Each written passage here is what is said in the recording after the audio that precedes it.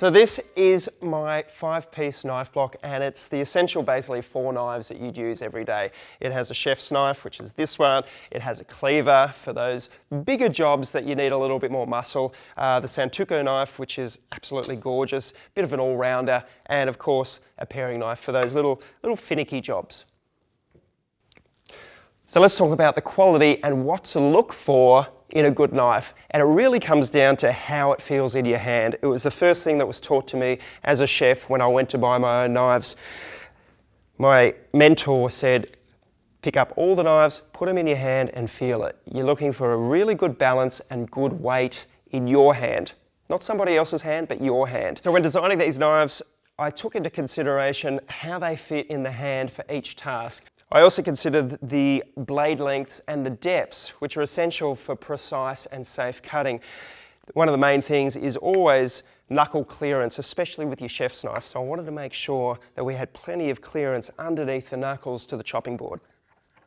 So these knives, if we talk about the quality, they're actually ice-hardened German steel, which is one of the best that you can get. So the chef's knife is perfect for pretty much everything. I mean, if there's only one knife that you want to buy, this is the one. But if you can get all 4, then go for it. But the chef's knife is what we use basically every day for pretty much most of our tasks. Wonderful for ingredients like, say, capsicum,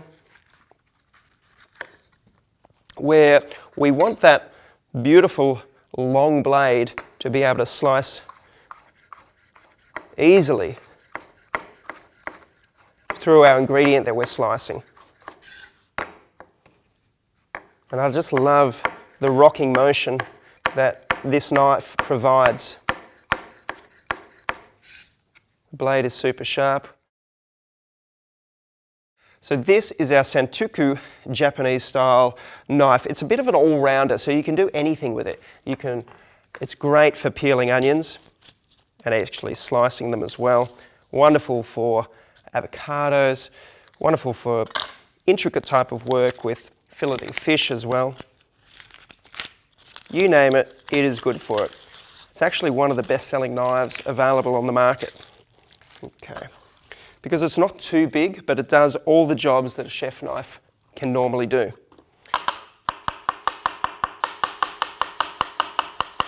Look at the blade, nice and sharp. And it's not too heavy in the hand either, so it's really easy to use.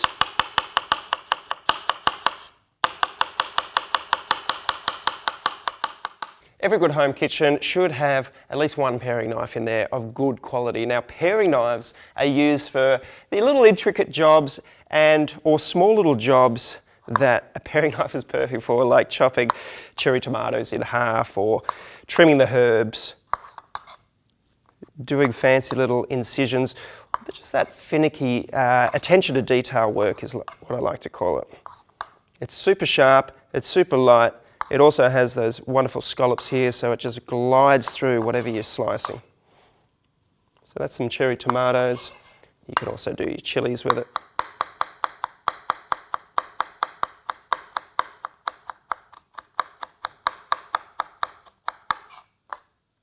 There you go. A kitchen essential you're going to love using the paring knife. So this is the Pete Evans Baccarat cleaver. When I designed this knife set, I said there's one thing that has to be in there, and it's a cleaver, because I just love cleavers. It adds extra muscle into the kitchen, and you can break down chickens with it, you can cut through mud crabs, you can do bones, easily chopping them up for your bone broths, and even vegetables. Like some vegetables are really hard and woody, and a cleaver like this just makes it so easy to cut through and super safe.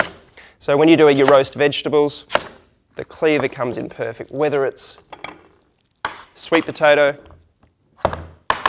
pumpkin,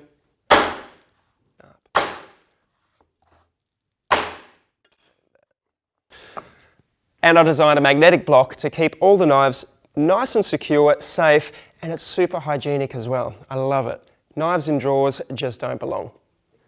Look at that. Beautiful. Everyone loves to sort of show off with their knife skills, and chefs, you'll notice, sometimes do what's called a rock chop. Now, we start off by just cutting normally, where we're using our fingers to guide us.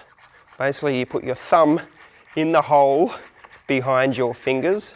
That was the first thing I was taught when I was handling my knife as an apprentice. Never cut your thumb. So this is the rock chop. Basically, you put your hand at the end of the knife, like so, and chop up and down.